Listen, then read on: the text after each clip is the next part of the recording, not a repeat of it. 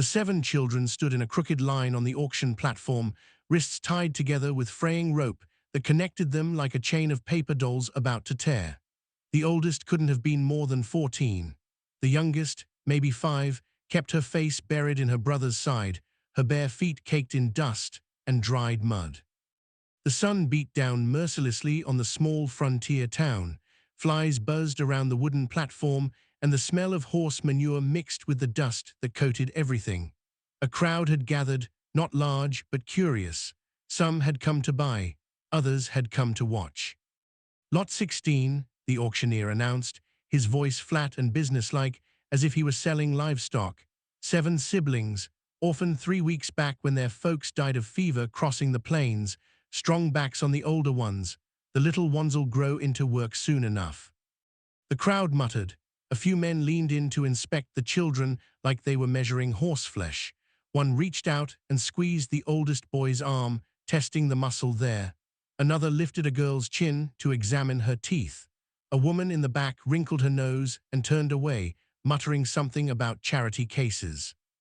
"We'll split 'em if the price is right," the auctioneer added, scratching his beard. "Ain't no law says they gotta stay together. Take 1, take 3, take 'em all, makes no difference to me."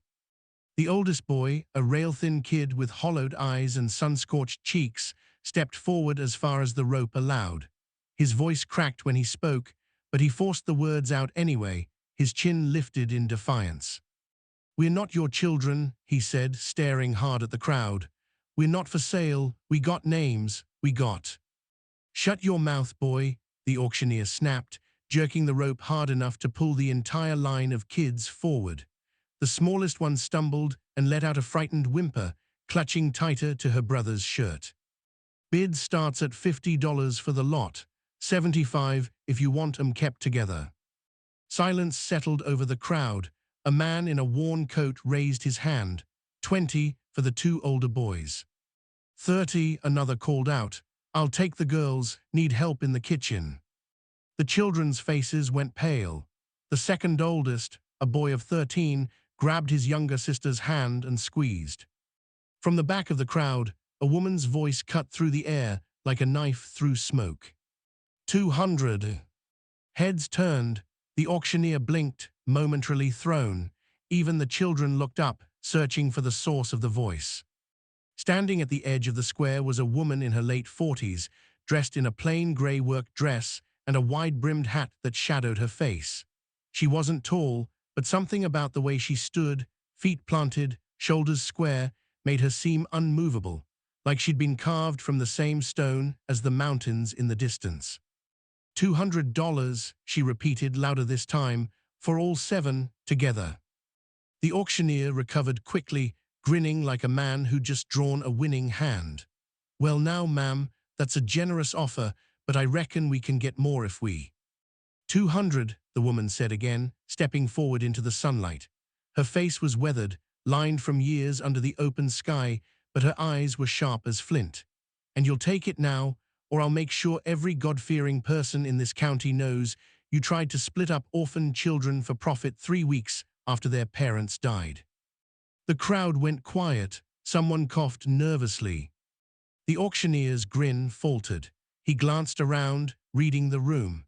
A few of the women were already whispering to each other and not in his favor. One man crossed his arms and shook his head slowly. "Sold," the auctioneer muttered, waving a hand dismissively. "Come collect 'em." The woman walked up to the platform without hesitation. She pulled a folded stack of bills from her coat pocket and handed them over, her expression unreadable. Then she turned to the children. The oldest boy was staring at her, his jaw clenched, his eyes full of distrust.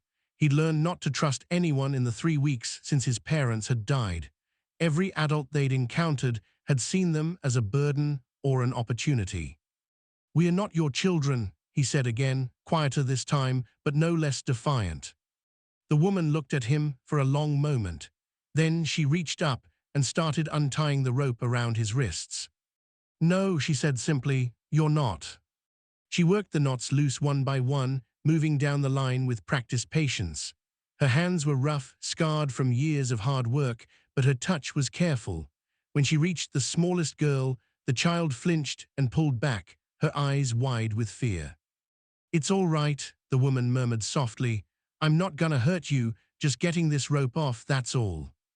The little girl didn't respond, but she didn't pull away again either. When all seven were free, the woman coiled the rope and tossed it onto the platform with something like disgust. Then she turned and started walking toward the edge of town. The children stood frozen for a moment, unsure of what to do. "You coming or not?" the woman called over her shoulder without stopping. The oldest boy hesitated. Then he glanced at his siblings, 6 pairs of eyes looking to him for direction, for guidance, for some sign of what they should do, and made a decision. "Stay close," he whispered. "Don't trust her yet." They followed. The woman's wagon was parked under a cottonwood tree at the edge of the settlement. It was old but well-maintained, the kind of rig built for long hauls and rough country. 2 sturdy mules stood hitched to the front, flicking their ears at flies. A canvas cover stretched over the bed, providing shade. She gestured toward the back of the wagon. "Climb in. There's a canteen of water and some bread wrapped in cloth. Eat if you're hungry. We've got a 2-hour ride ahead." The children climbed in slowly, still wary. The youngest ones went first, helped by their older siblings. The bread was fresh, the water cool, small mercies that felt enormous after weeks of scraps and dirty creek water. The oldest boy was the last to board. He sat near the back, watching the woman as she checked the harness and climbed onto the driver's seat. "Where are you taking us?" he asked. "My ranch," the woman said, "about 10 miles west of here." "And then what?" She didn't answer right away. She snapped the reins, and the wagon lurched into motion, wheels creaking as they rolled onto the dirt road. "Then we'll figure it out," she said finally.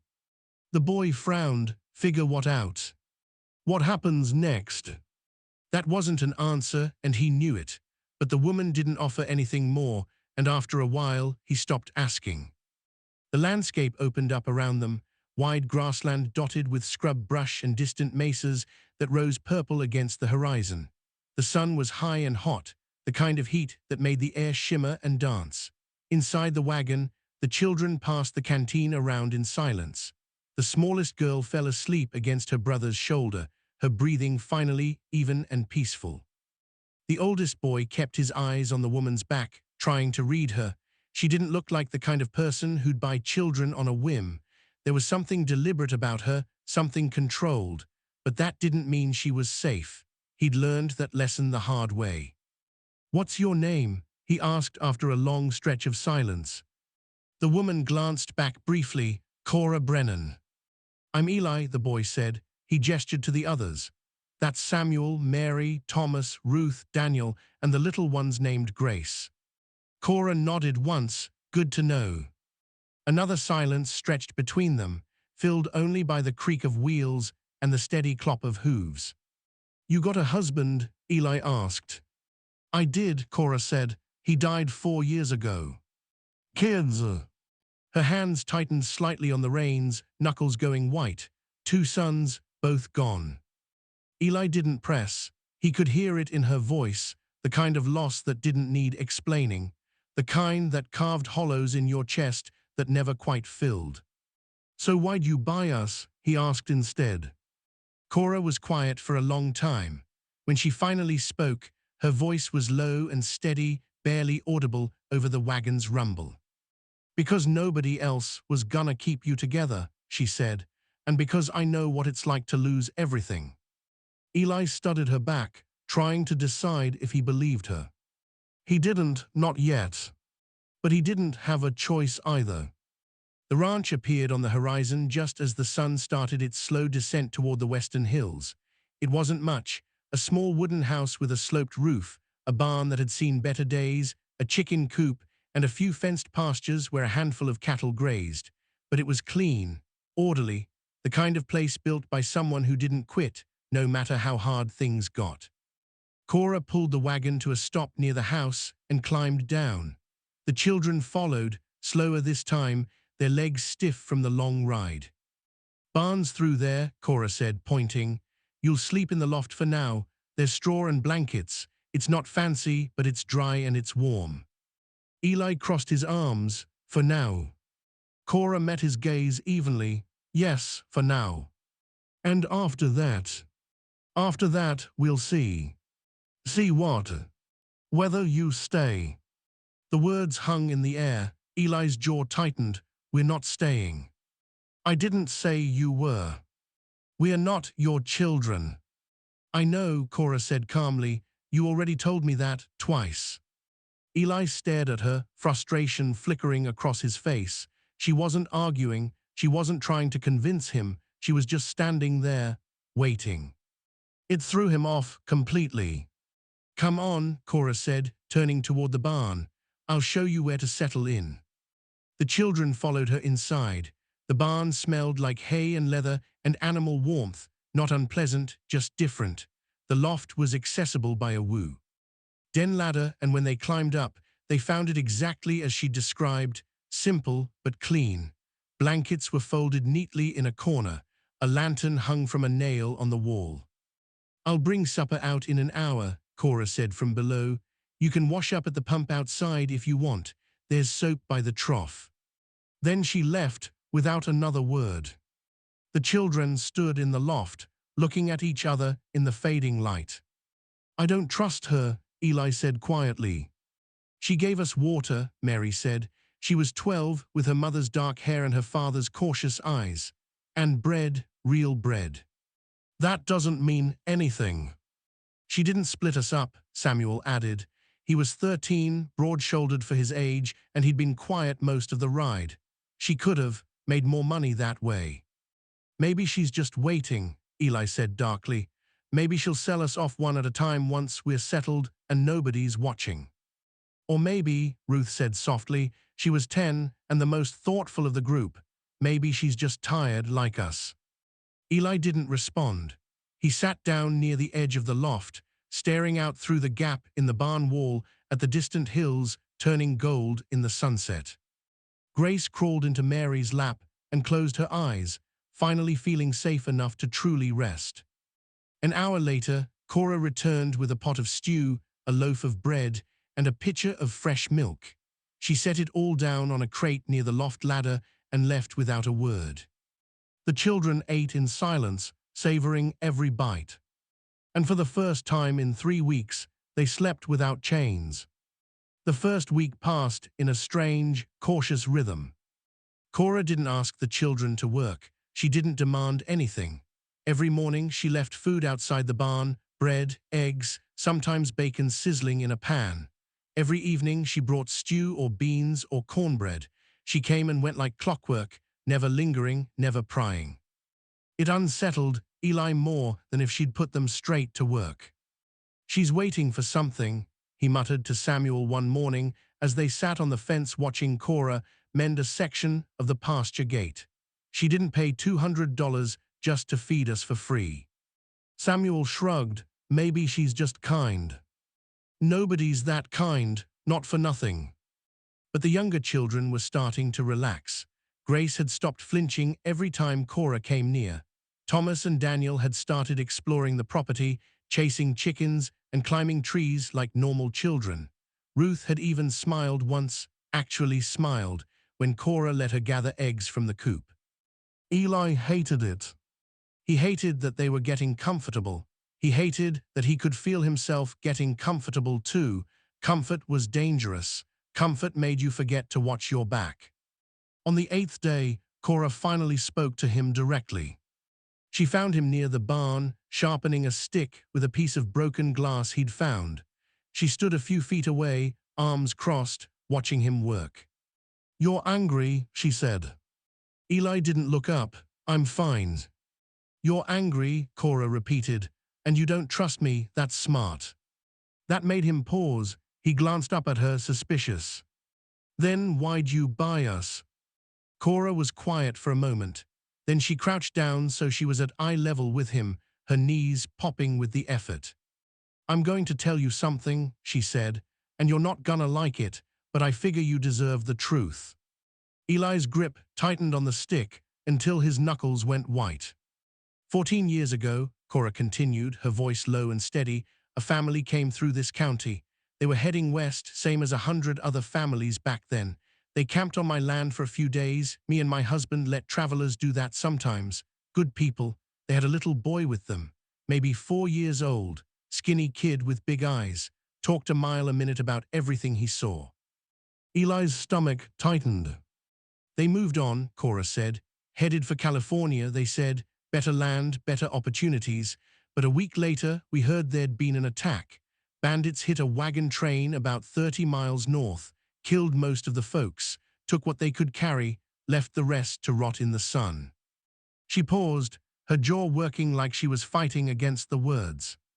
My husband wanted to ride out and help, search for survivors, bury the dead. I told him no. I told him it wasn't our business. I told him we had our own sons to think about, our own land to protect. So we stayed put, and I didn't think about that family again. Eli's hands were shaking now.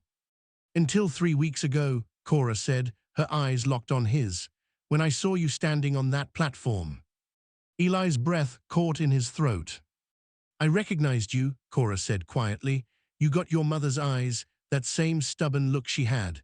And that scar on your jaw, you had that same scar when you were 4 years old. You fell off the wagon tongue trying to chase a rabbit. Your ma patched you up with flour paste and told you to be more careful. Eli's voice came out. Strangled, barely a whisper. You knew us. I knew your family, Cora said, and I did nothing when they needed help. The world seemed to tilt beneath Eli's feet. He stood up fast, stumbling back a step, the sharpened stick falling forgotten to the ground. You, his voice cracked. You could have saved them, you could have. I know. They died because you didn't. I know. Eli's fists clenched so hard his nails dug into his palms. Tears burned in his eyes, but he refused to let them fall. Then why buy us now? You think that makes it better? You think that fixes anything? No, Cora said, standing slowly. I don't think it makes anything better. Nothing can make it better. Then why? Cora looked at him for a long moment. Her face was lined and tired, and there was something raw in her expression, something that looked like shame that had been carried for 14 years. Because I can't undo what I didn't do, she said, but I can do this.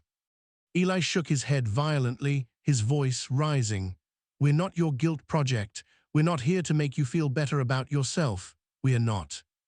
You're not my children, Cora interrupted, her voice steady despite the tears gathering in her eyes. I know, you've made that clear, but you're alive, and you're here, and I'm not gonna let you get split up and sold off like livestock because I was too much of a coward to act 14 years ago. Her voice didn't rise. She didn't plead or beg for understanding. She just stood there, unflinching, letting him rage. Eli wanted to scream. He wanted to hit something. He wanted to run until his legs gave out. But he didn't. Because somewhere deep down, beneath the anger and the grief and the bone-deep exhaustion, he knew one thing. She was telling the truth. I don't forgive you, Eli said, his voice shaking. I'm not asking you to, Cora said. I don't want to be here. I know. We are leaving soon as we figure out where to go. Cora nodded slowly. All right, that's your choice to make. Eli turned and walked away, his vision blurred with tears he wouldn't let fall. Behind him, Cora stood alone in the yard, her hands trembling at her sides. That night, Eli told the others. They sat in the loft, the lantern casting long shadows on the walls. He told them everything about the family Cora had known, about the attack, about her silence when it might have mattered. She let them die, Eli said bitterly, and now she thinks she can make up for it by keeping us. Mary was quiet for a long time. Then she said, she didn't have to tell you. Eli glared at her. What? She didn't have to tell you the truth, Mary said. She could have just kept us, fed us, let us think she was just some kind stranger who wanted to help, but she told you the whole story, even though she knew you'd hate her for it. That doesn't make it right. No, Mary agreed, but it makes it honest. That counts for something. Eli didn't respond. Samuel spoke up, his voice low. What do we do now? We leave, Eli said firmly, soon as we can. And go where? Ruth asked. I don't know, somewhere, anywhere but here. With what money? Samuel pressed. What food? What plan? Eli opened his mouth to argue, but the words died in his throat. Because Samuel was right. They had nothing, no money, no family, no plans. All they had was this barn, and a woman who'd bought them out of guilt. I don't know, Eli admitted quietly, the fight draining out of him. Grace, half asleep in Mary's arms, murmured something soft and unintelligible. Outside, the wind picked up, whistling through the cracks in the barn walls. And for the first time, Eli wondered if leaving was even possible. The rider came on the 12th day. Eli saw him first, a lone figure on horseback, moving slow along the road that led to the ranch. He was too far away to make out details, but something about the way he sat in the saddle made Eli's gut clench. Someone's coming, Eli called out. Cora looked up from the fence she was mending. She squinted toward the road, then straightened, her jaw tightening. Get inside the barn, she said quietly, all of you. Why? Samuel asked. Just do it now. There was something in her voice, something sharp and cold, that made the children obey without another word. They scrambled into the barn and climbed up to the loft, crouching near the edge where they could see through the gaps in the wood. Cora walked out to the center of the yard and waited, her hands loose at her sides but ready. The rider approached slowly, deliberately. When he was close enough, Eli could see him clearly, a man in his 50s, wearing a long coat and a wide-brimmed hat. He had a badge pinned to his chest, dull silver, catching the light. A lawman. The man reined his horse to a stop a few yards from Cora. He tipped his hat with false courtesy. Afternoon, Mrs. Brennan. Cora didn't return the greeting. Sheriff Talmadge. Been a while, the sheriff said, his tone friendly but his eyes watchful. Heard you were in town a couple weeks back. Made quite the purchase, from what I understand. News travels fast. It does when you drop $200 on 7 orphans at a public auction. He smiled, but it didn't reach his eyes. Folks are talking. Let them talk. Talmadge shifted in his saddle. Thing is, Mrs. Brennan, there's been some questions raised. Legal questions. Such as whether you have the right to take custody of 7 children without going through proper channels. There are procedures. Cora's expression didn't change. I paid for them. The transaction was legal. Well, now that's the thing, Talmadge said, his voice turning colder. Auction or not, children ain't livestock. There's forms to file. The county's got an interest in making sure those kids are placed in appropriate homes. My home is appropriate. Is it? Talmadge leaned forward. A widow, living alone, no family, no help, 7 extra mouths to feed. You sure you can handle that kind of burden? Cora took a step forward. I'm sure I can handle you coming onto my land and questioning me without proper cause. Talmadge's smile faded. I've got cause. Got a letter from a Mr. Halford, owns a lumber mill up in Fremont. Says he was interested in purchasing 2 of those boys for apprentice work. Says you outbid him unfairly and removed the children before he could make a counteroffer. He can make his offer to me directly. He did. I'm here on his behalf. He's willing to pay $300 for the 2 oldest boys. That's profit, Mrs. Brennan. Sensible business. Eli's blood went cold. He looked at Samuel, whose face had gone pale. Cora's voice dropped to something low and dangerous. Those boys aren't for sale. Everything's for sale out here. You know that as well as anyone. Not them, not ever. Talmadge sighed. Mrs. Brennan, I don't think you understand your position. Halford's a respected man, got connections. If he takes this to a judge, you'll lose those kids anyway. Might lose more than that. Then let him take it to a judge. Or you could make this easy. Hand over the 2 boys, keep the others, everybody walks away happy. Cora didn't move. Get off my land. Talmadge's expression hardened. you're making a mistake. I said get off my land. For a moment, the two of them stood there, locked in a silent standoff. Then Talmadge pulled his reins and turned his horse. I'll be back, he said, with a writ if I have to. He rode off, slow and deliberate, dust rising in his wake. Cora stood in the yard long after he'd disappeared from view. Her hands were trembling. The children came out of the barn cautiously. Eli was the first to speak. He's going to come back. I know, Cora said. He's going to take us. Not if I can help it. You can't stop him, Eli said, his voice rising. He's the law. He'll get a judge, get a writ, and we'll be gone. Cora turned to face him. Her eyes were hard, but there was something fierce burning behind them. I've lost 2 sons, she said quietly. I'm not losing you. We're not your sons, Eli shot back. I know, Cora said, but I'm keeping you anyway. Eli stared at her, his chest heaving. He wanted to argue, he wanted to tell her it was hopeless. But something in her face stopped him. She meant it, every word. What do we do? Mary asked, her voice small. Cora looked at her, then at the others. 7 scared faces waiting for an answer. We prepare, Cora said, and we don't give them a damn thing. Talmadge came back on the 17th day, but he didn't come alone. 3 riders this time, Talmadge in front and 2 men flanking him. One was broad-shouldered with a shotgun across his saddle. The other was thin, dressed in a fine coat, Halford himself. Get inside the barn, Cora commanded, no matter what happens. The children obeyed. Halford dismounted, smoothing his coat.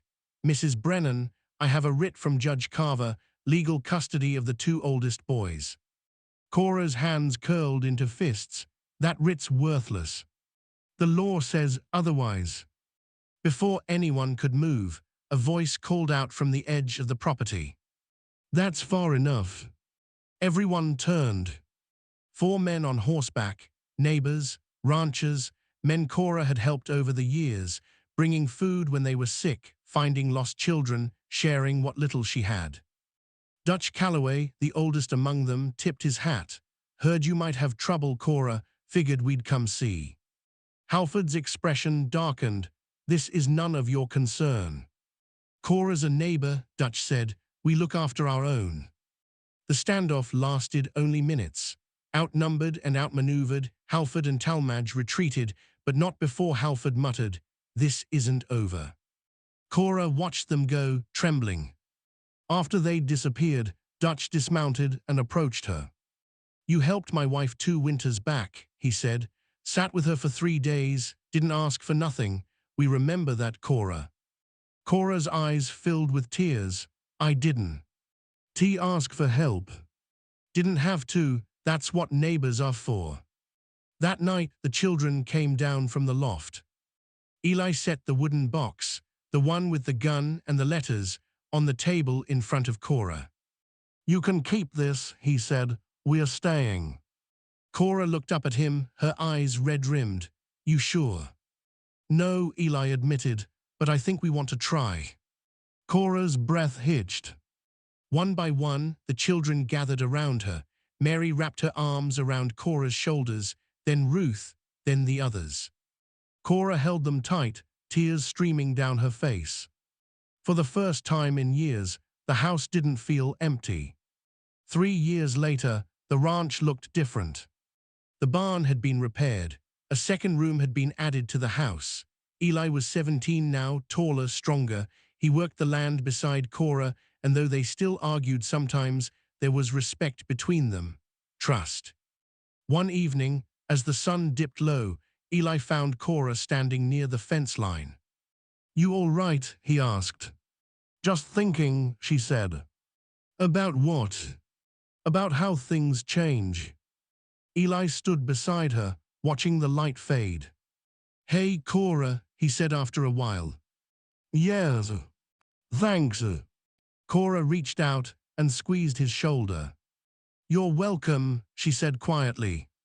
They stood together as the stars began to appear, 2 people who'd found each other in the worst of circumstances, and built something worth keeping. The wind whispered through the grass, and for the first time in a long time, it felt like home. So let me ask you this. If you were standing in Eli's boots, would you stay with the woman who failed your family years ago, or would you take your chances on the open road with nothing but hope and hunger? Drop a comment below and tell me what time it is where you are. I want to know who's writing this story with me.